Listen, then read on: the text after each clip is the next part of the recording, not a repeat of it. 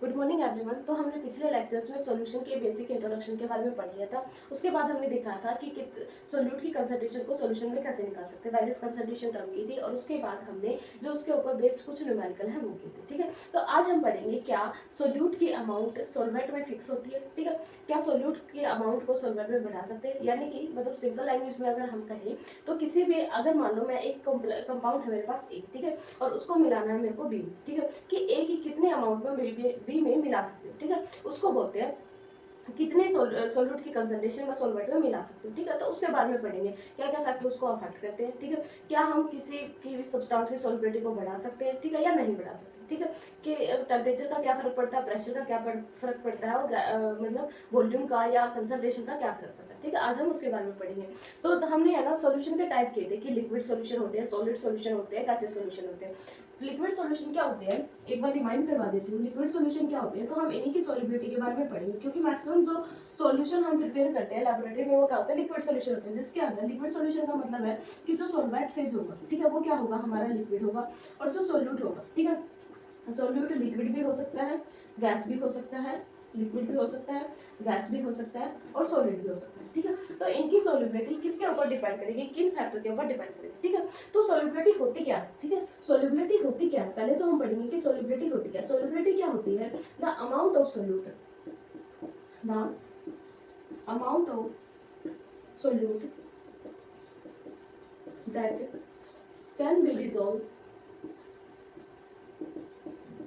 in a particular amount of solvent।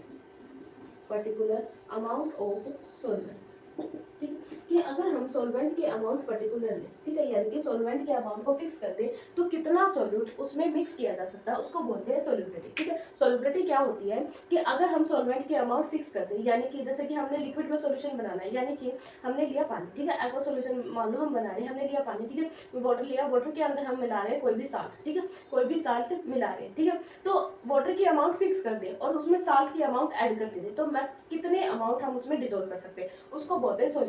ठीक है, उसको बोलते हैं सॉल्युबिलिटी। एक होता है सैचुरेटेड सॉल्यूशन। ठीक है, रिमाइंड करवा देती हूँ, वैसे तो पहले करवाया है कि सैचुरेटेड सॉल्यूशन क्या होते हैं, फिर भी सैचुरेटेड सॉल्यूशन क्या होते हैं कि मैक्सिमम अमाउंट ऑफ सोल्यूट, क्या होते हैं, मैक्सिमम अमाउंट ऑफ सोल्यूट,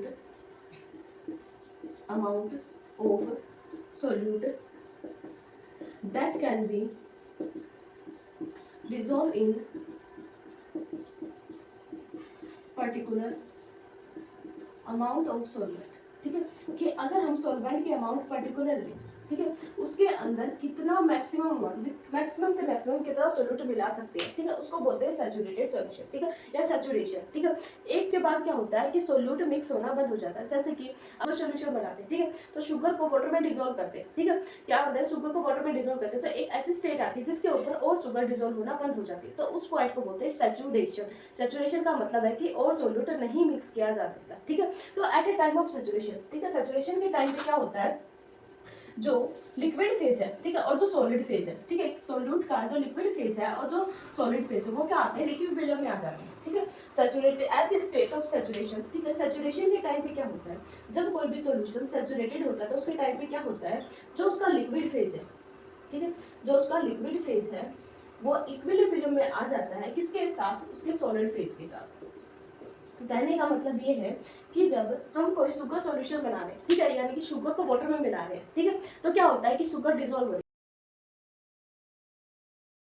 बढ़ाते जाएं, ठीक है, पर जो वाटर की अमाउंट फिक्स रखिए, तो एक स्टेट आएगी कि हमारी शुगर डिसॉल्व होना बंद हो जाएगी, तो वो शुगर एज इट इज पड़ी रहेगी। उस टाइम पे क्या होता है, जब सॉल्यूशन सैचुरेटेड हो जाता है, यानी कि और शुगर नहीं मिक्स की जा सकती, उस टाइम पे क्या होता है, जो लिक्विड फेज है सोल्यूट का और जो सॉलिड फेज है वो इक्विलिब्रियम में आ जाता है, यानी कि जो जितनी भी शुगर और डिसॉल्व होगी और जो पहले डिसॉल्व हो चुकी है वो किसमें आ जाएगी, वो वापस से चीनी बन जाएगी। ठीक है, जो वापस से शुगर में के क्रिस्टल बन जाते हैं, जो नई शुगर है वो ऐड होती जाती है। ठीक है, उसी को बोलते हैं लिक्विड फेज और सॉलिड फेज का इक्विलिब्रियम होना, कि जितना लिक्विड फेज बनना है, जितनी शुगर डिसॉल्व हो रही है उतनी ही सॉलिड फेज से लिक्विड में आ रही है, और जितनी डिसॉल्व हो रही है उतनी लिक्विड फेज से सॉलिड फेज में जा रही है। ठीक है, उसके बाद है कि टेम्परेचर का क्या फर्क पड़ेगा, प्रेशर का क्या पड़ेगा। हम एक बार सुपरफिशियल लेवल का ऊपर से देख लेते हैं कि टेम्परेचर और प्रेशर का क्या फर्क पड़ता है। ठीक है, कि जब मिलाते हैं लिक्विड में सॉलिड मिलाते हैं और लिक्विड में गैस मिलाते हैं। ठीक है, तो देखो टेम्परेचर का क्या फर्क पड़ेगा, यहाँ पे टेम्परेचर, यहाँ पे प्रेशर।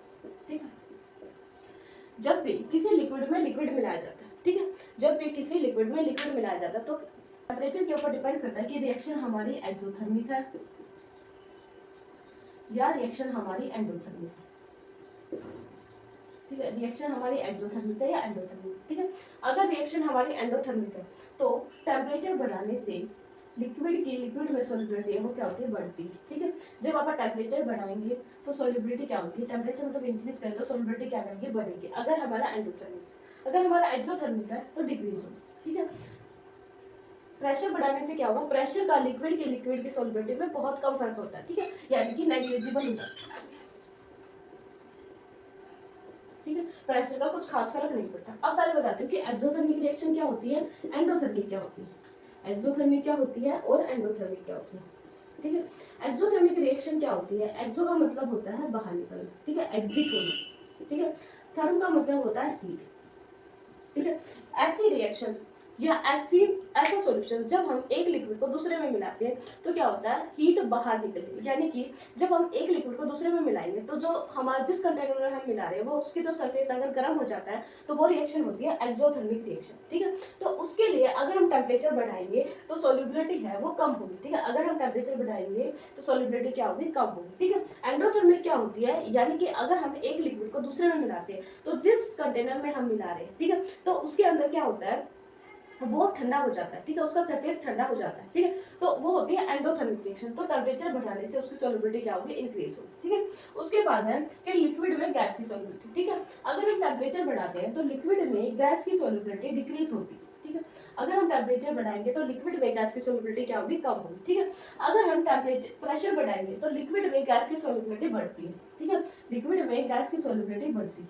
ठीक है, उसके बाद है लिक्विड में सॉलिडिटी। ठीक है, लिक्विड में सॉलिडिटी अगर हम टेम्परेचर बढ़ाते हैं तो सॉलिड की सॉलिबिलिटी बढ़ती है। ठीक है, उसके बाद प्रेशर का कुछ ज्यादा फर्क नहीं पड़ता। ठीक है, ये भी नेग्लिजिबल होता है। ठीक है, कुछ ज्यादा फर्क नहीं पड़ता, नेग्लिजिबल फर्क पड़ता है। ठीक है, या लिक्विड में अगर हम गैस मिलाएं, ठीक है, तो प्रेशर बढ़ाने से सॉल्बिलिटी बढ़ती है। जैसे कि सॉफ्ट ड्रिंक होती है तो उनपे क्या होता है कि वो हाई प्रेशर पे फिल की जाती है। ठीक है, जब आप उनका ढक्कन खोलते हैं तो CO2 बाहर निकलती है। ठीक है, हाई प्रेशर पे फिल की जाती है, क्यों, ताकि उनकी सॉल्बिलिटी बढ़ जाए। ठीक है, उसके बाद है कि लिक्विड में सॉलिड की सॉल्बिलिटी टेम्परेचर बढ़ाने से बढ़ती है। जैसे कि या एक तो हम ठंडे पानी में शुगर मिलाएं, एक हम गर्म पानी में मिलाएं, तो गर्म पानी में ज्यादा जल्दी जो शुगर है वो डिजोल्व होती है। ठीक है, तो उसको बोलते हैं कि टेम्परेचर बढ़ाने से सॉल्बिलिटी क्या होगी, बढ़ेगी। ठीक है, प्रेशर का कुछ ज्यादा फर्क पड़ता नहीं है। ठीक है, उसके बाद है अदर फैक्टर्स जो अफेक्ट करते हैं सॉल्युबिलिटी के ऊपर। ठीक है, इनके ये मतलब सुपरफिशियल बताया, आगे हम बताएंगे कि इनका कंप्लीट कि किसने बताया था कि सॉल्युबिलिटी बढ़ेगी। ठीक है, क्वांटिटेटिव भी कितनी बढ़ेगी वो बढ़ेगी। ठीक है, पहले हम पढ़ते हैं कि जब आप लिक्विड में मिलाते हैं गैस, ठीक है, लिक्विड लेते हैं सॉल्वेंट फेज, ठीक है, और जो सॉल्यूट फेज होता है गैस। ठीक है, तो इसको बोलते हैं गैस इन लिक्विड। ठीक है, जो सॉल्यूशन होता है गैस इन लिक्विड, कि गैस इन लिक्विड में प्रेशर का क्या फर्क पड़ेगा। ठीक है, और टेम्परेचर का क्या फर्क पड़ेगा। ठीक है, पहले हम देखते हैं effect of pressure. Effect of pressure, ठीक है, व्हेन जब आप प्रेशर बढ़ाते हैं तो सॉल्युबिलिटी क्या होती है, बढ़ती है। ठीक है, with increase in pressure, with increase in pressure, ठीक है, solubility of gas in liquid increases. ठीक है, solubility of gas in liquid increase होती है। ठीक है, कि सॉल्युबिलिटी है जो गैस की लिक्विड में बढ़ती है। ठीक है, कितने बढ़ेगी, उसका जो क्वांटिटेटिव एप्टीट्यूड था वो दिया था हेनरी ने। ठीक है, डब्ल्यू हेनरी ने क्या बताया था कि जब भी आप किसी लिक्विड में गैस मिलाते हैं तो कितनी अमाउंट ऑफ सॉल्युबिलिटी बढ़ेगी प्रेशर बढ़ाने से। डब्ल्यू हेनरी ने कुछ एक्सपेरिमेंट किए थे, तो उसके बाद पता लगाया था कि जब भी जो सॉल्युबिलिटी ऑफ गैस है वो डिपेंड करती है प्रेशर ऑफ गैस। ठीक है, solubility of gas directly proportional होती है, ये है प्रेशर ऑफ गैस। ठीक है, उसके डायरेक्टली प्रोपोर्शनल होगी सॉल्युबिलिटी, कि जितना भी गैस प्रेशर एग्जर्ट करेगी। प्रेशर एग्जर्ट करने का मतलब है कि जब भी किसी कंटेनर में आप गैस को रखते हैं, ठीक है, तो पर यूनिट वॉल्यूम पे जितना प्रेशर वो डालते हैं उसे बोलते हैं प्रेशर ऑफ गैस। ठीक है, तो जितना प्रेशर एग्जर्ट करेगी उतनी ही क्या होगी, सॉल्युबिलिटी होगी। ठीक है, उसके बाद आया था डाल्टन लॉ। ठीक है, डाल्टन लॉ क्या कहता है कि डाल्टन लॉ कहता है कि solubility of gas directly proportional होती है पार्शियल प्रेशर। ठीक है, किसके डायरेक्टली प्रोपोर्शनल होती है, पार्शियल प्रेशर के। जो पार्शियल प्रेशर है उसके डायरेक्टली प्रोपोर्शनल होती है सॉल्युबिलिटी। पार्शियल प्रेशर क्या होता है, देखो टोटल प्रेशर या प्रेशर क्या होता है, जब भी किसी की गैस को कंटेनर में डालते हैं, ठीक है, तो एक यूनिट एरिया के ऊपर वो गैस कितना प्रेशर एक्सर्ट करती है, वो होता है प्रेशर ऑफ गैस, ठीक है। और पार्शियल प्रेशर क्या होता है कि जब भी किसी गैस को लिक्विड में डिजोल्व करते हैं, ठीक है, तो गैस लिक्विड सॉल्यूशन के ऊपर कितना प्रेशर एक्सर्ट करती है, उसको बोलते हैं पार्शियल प्रेशर, ठीक है।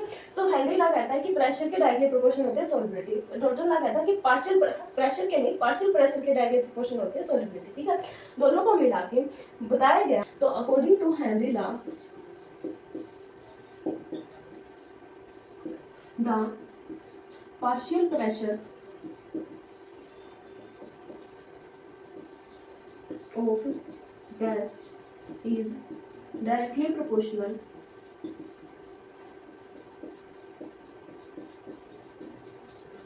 to the mole fraction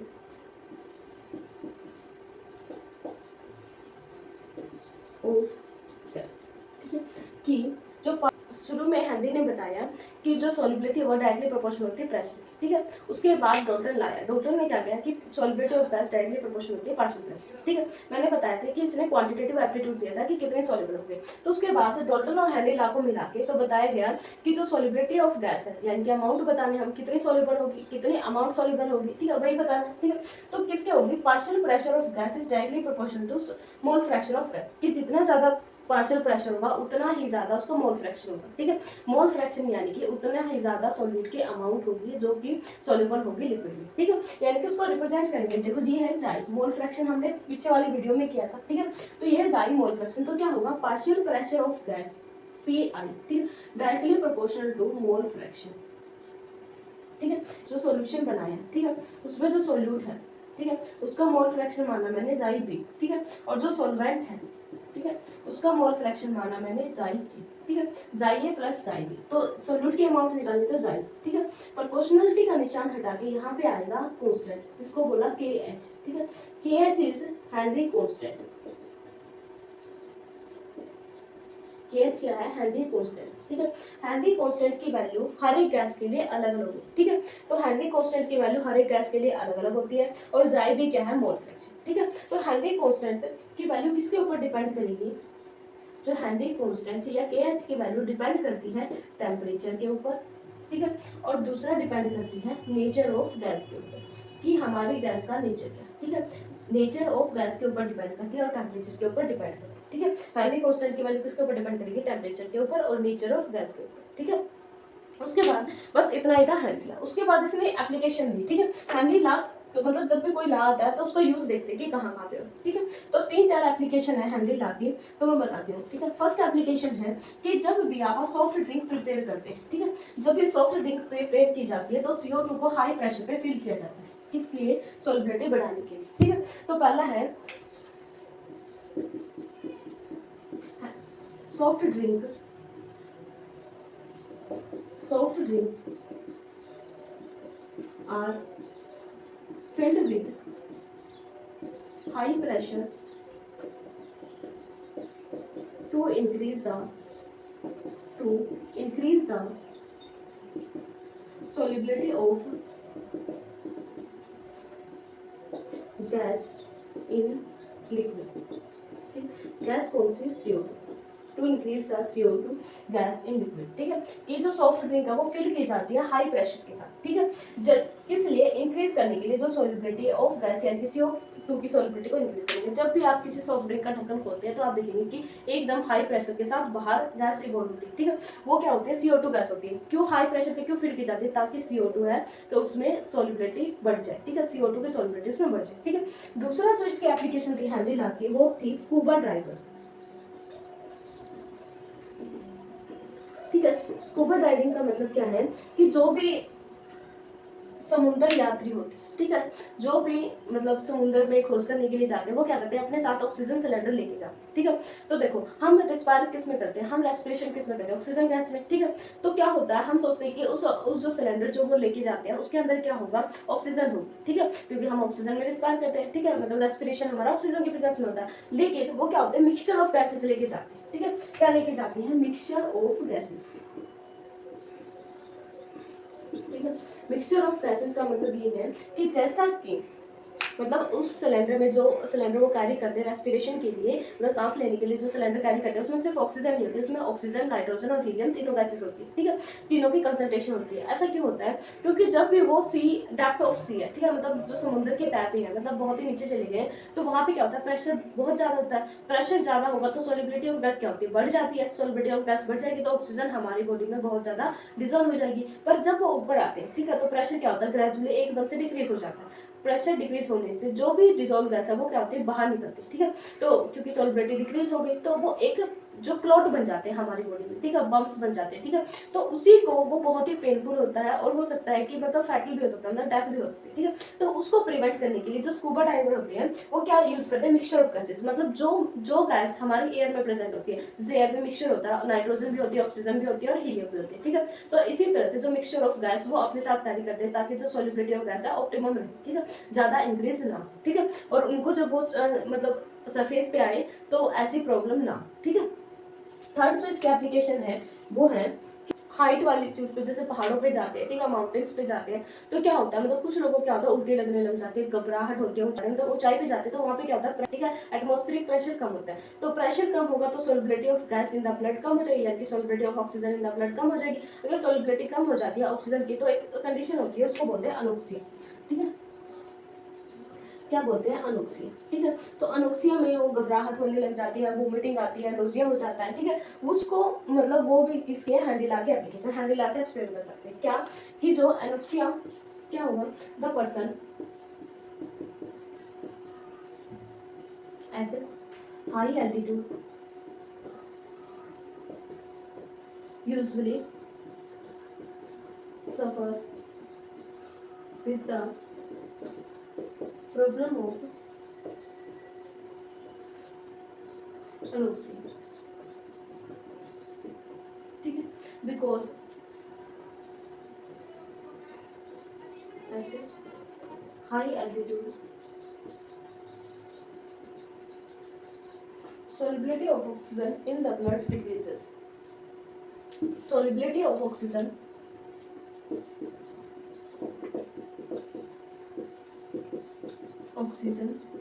in the blood decreases, ठीक है, कि जो solubility है ऑक्सीजन की इन द ब्लड डिक्रीज हो जाती है due to low pressure, pressure कम होने की वजह से जो सोलिबिलिटी है ऑक्सीजन के ब्लड में कम हो जाती है और उसकी वजह से उन्हें घबराहट वगैरह, वोमिटिंग वगैरह होने लग जाती है, ठीक है। ये इसकी एप्लीकेशन, ठीक है। तो हेनरी ला इन मतलब एक बहुत अच्छा ला था, ठीक है, जिसने सोलिबिलिटी ऑफ गैसेस को एक्सप्लेन किया था, ठीक है। कुछ एप्लीकेशन भी थी इसकी कि सॉफ्ट ड्रिंक के बारे में बता दिया था कि CO2 की सोलिबिलिटी को बनाने के लिए हम प्रेशर बढ़ाते हैं, ठीक है, scuba diver mixture of gases क्यों कैरी करते हैं, ठीक है, जो एनोक्सिया की प्रॉब्लम क्यों होती है, ये कुछ बता दी, ठीक है। उसके बाद इसकी कुछ लिमिटेशन भी थी, ठीक है। तो लिमिटेशन क्या थी हेनरी ला की, लिमिटेशन ऑफ हैंडिला, लिमिटेशन ऑफ हैंडिला, लिमिटेशन क्या थी, फर्स्टली ये जो हैंडिला था वो एप्लीकेबल था, only applicable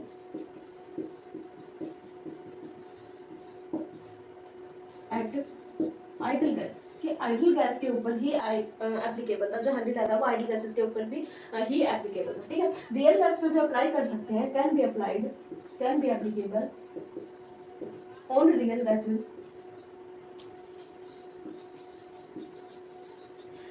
at low pressure, ठीक है। लेकिन रियल गैस पे कब एप्लीकेबल था, जब प्रेशर बहुत ही लो था, ठीक है।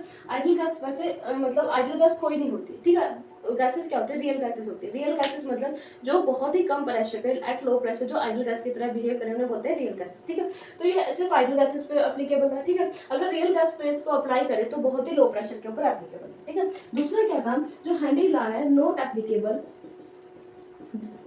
On the gases, on the gases which undergo association in what, association in solvent, ठीक है, सॉल्वेंट या वाटर जो भी सॉल्वेंट रहते हैं उसके ऊपर, ठीक है, कि वो एप्लीकेबल नहीं था उन गैसेस के ऊपर जो एसोसिएशन में जाते हैं, ठीक है। मतलब जो जब हम उनको सॉल्वेंट में मिलाते हैं तो वो एसोसिएट होकर कुछ और कंपाउंड बनाते हैं, जैसे कि NH3 है, ठीक है। अगर हम इसको वाटर में डिजोल्व करते हैं, ठीक है, तो ये बना लेती है NH4OH, ठीक है। क्या बना लेती है, NH4OH बना लेती है, ठीक है। तो इसके ऊपर ये एप्लीकेबल नहीं है, ठीक है। उसी तरह से ये एप्लीकेबल नहीं था, not applicable on the gases which undergo dissociation।